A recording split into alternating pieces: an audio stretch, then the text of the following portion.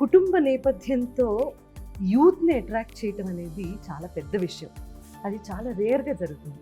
అంటే కథలో బలం ఉండి ఇలా హ్యూమరస్గా చెప్తే తప్పించి యూత్ కూడా అట్రాక్ట్ అయ్యి సినిమా థియేటర్కి రావటం అనేది జరిగే పని కాదు.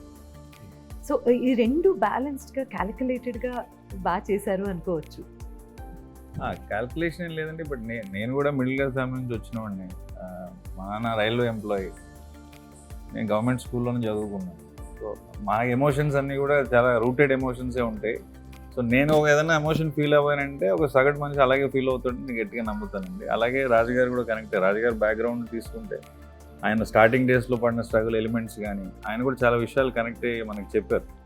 ఇప్పుడు నాయనమ్మ క్యారెక్టర్ గురించి ఎందుకు అలా మాట్లాడుతున్నారంటే సినిమా చూసి ఇంకా ఎక్కువ లవ్ చేస్తారు. సో ప్రతి పాత్ర మన ఇంట్లో, మన బంధువులు, మన పక్కింట్లోనూ జరిగినట్టుగానే ట్రీట్ చేశానని నేను అనుకుంటున్నాను. I can feel something, I'm sure most of the people will feel the same. నేనేం ఊడిపడలేదు పైన నుంచి. సో నేను చాలా రూటెడ్ ఫ్యామిలీ నుంచి వచ్చాను కాబట్టి అలాగే mostly as natural as possible treat చేశాను. మాటలు కూడా డైలాగ్ కింద ఉండదు, మామూలుగా మనం మాట్లాడుకున్నట్టే అనిపిస్తుంది. So that's the beauty of middle class family background అనగానే అసలు జీవితం అంటే ఏంటో బాగా తెలుస్తుంది. అందులో నుంచే కష్టాలని కూడా హ్యూమర్గా మనం మాట్లాడుకుంటాం ఇంట్లో.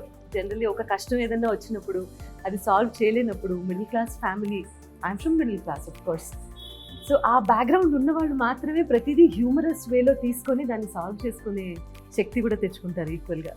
So probably cinema I can see the success already అండి. Thank you. హార్టీ కంగ్రాచులేషన్స్ ముందుగానే. Thank you. This film is a good film. So definitely ఫ్యామిలీతో కూడా అందరు చూసి ఎంజాయ్ చేసే film. They will enjoy cinema చూసేటప్పుడు 60-70% నవ్వుతూనే ఉంటారు throughout cinema. Is 2 hours 15, 2 hours 20 minutes డ్యూరేషన్లో. So they will laugh.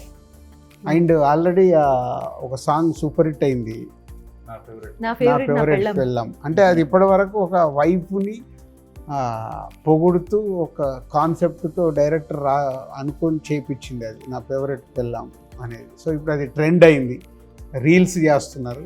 Janaka